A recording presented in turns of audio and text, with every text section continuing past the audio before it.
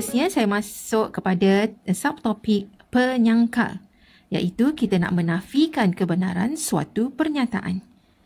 Jadi di sini contohnya, tentukan kebenaran pernyataan berikut. Seterusnya, sekiranya pernyataan itu palsu, beri satu contoh penyangkal. Okey, contohnya dekat sini yang pertama, semua nombor integer adalah positif. Okey, adakah ini pernyataan benar atau pernyataan palsu? Semua nombor integer adalah positif. Nombor integer ada positif, ada negatif. Kan?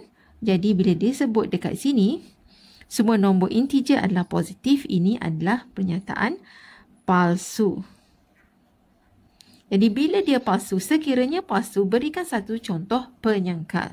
Okey, palsu kerana apa? Okey, kerana terdapat nombor yang integer yang negatif juga. Contohnya, kita bagi contoh di situ, kerana ada terdapat integer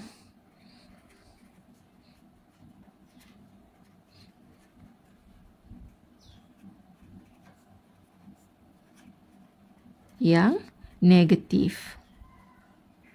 Okey, seperti negatif 1, negatif 2, negatif 3. Okey.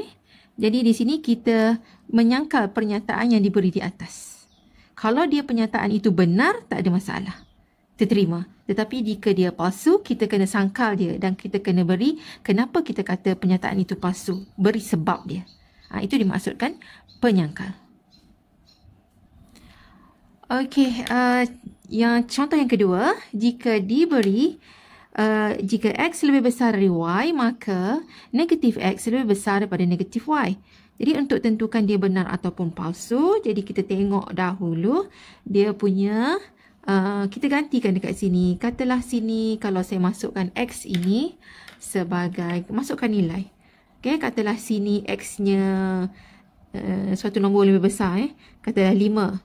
5 lebih besar dari 3. Contoh. Kemudian X-nya 5, kalau X ni negatif 5 lah. Kalau Y ni 3, kalau sini ialah negatif 3 lah. Adakah negatif 5 lebih besar daripada negatif 3? Jadi yang ini ialah palsu. Okey, sebab ini negatif 5 lebih besar daripada negatif 3 ini adalah palsu. Kita tengok balik semula tadi, kotak yang saya dah sediakan tadi. Jika benar, P-nya benar dan satu lagi ialah palsu, maka implikasi dia akan jadi palsu. Jadi di sini dia akan jadi palsu. Jadi saya tuliskan dekat sini palsu. Kerana apa?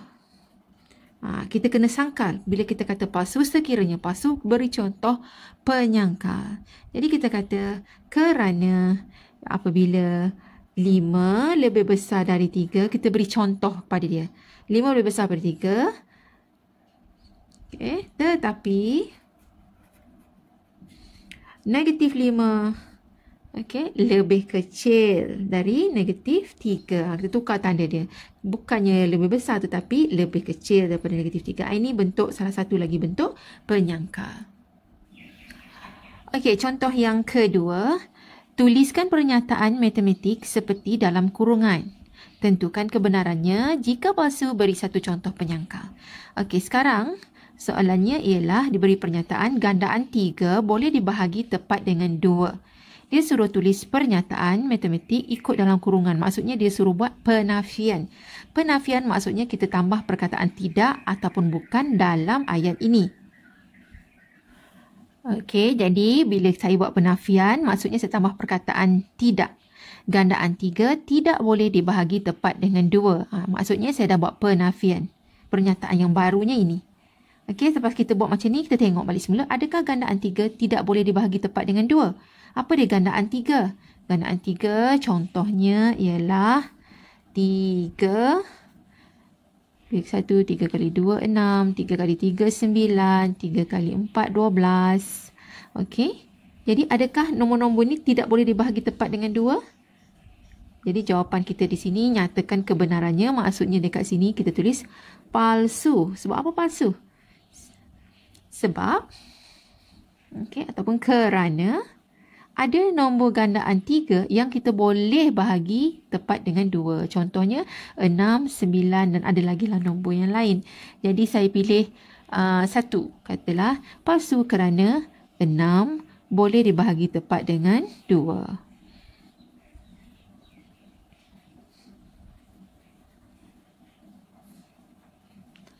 Ini maksudnya bila palsu, jika palsu beri satu contoh penyangkal. Jadi ini palsu. Jadi contoh penyangkalnya ialah kerana 6 boleh dibahagi tepat dengan 2. Kalau kita nak buat yang lain pun kerana 12 boleh dibahagi tepat dengan 2 pun boleh juga. Ini contoh ayat penyangkal dia. Okey, contoh yang kedua, B, jika X tolak 3 sama dengan 5, maka X adalah sama dengan 8. Okey, dia suruh buat pernyataan yang baru dalam kurungan ini ialah bentuk kontrapositif. Okey, kalau kontrapositif yang ada perkataan bukan itu. Jadi, saya tunjukkan balik semula. Kontrapositif. Ini kontrapositif. Jika bukan Q, maka bukan P. Kan? Okey, jadi di sini kita buatkan kontrapositifnya ialah kita buat yang ini. X tak sama dengan 8, maka X tolak 3 tak sama dengan 5. Itu kontrapositif dia. Okey. Jadi di sini kalau kita masukkan contoh X-nya sama dengan 8 dekat sini. 8 tolak 3 sama dengan 5. Jadi ini benar, maka X-nya mestilah 8. 8 tolak 3 sama 5. Jadi pernyataan ini adalah pernyataan benar kalau yang ini.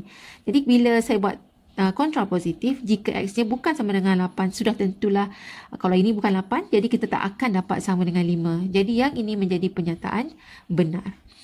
Kalau dia jadi pernyataan benar, maka kita tak perlu buat contoh penyangkal. Ya. Penyangkal hanya diperlukan apabila pernyataan yang dihasilkan itu ialah pernyataan palsu, baru ada contoh penyangkal. Jadi saya harap anda semua dapat faham.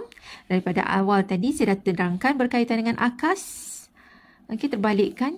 Songsang tambah perkataan bukan P, bukan Q.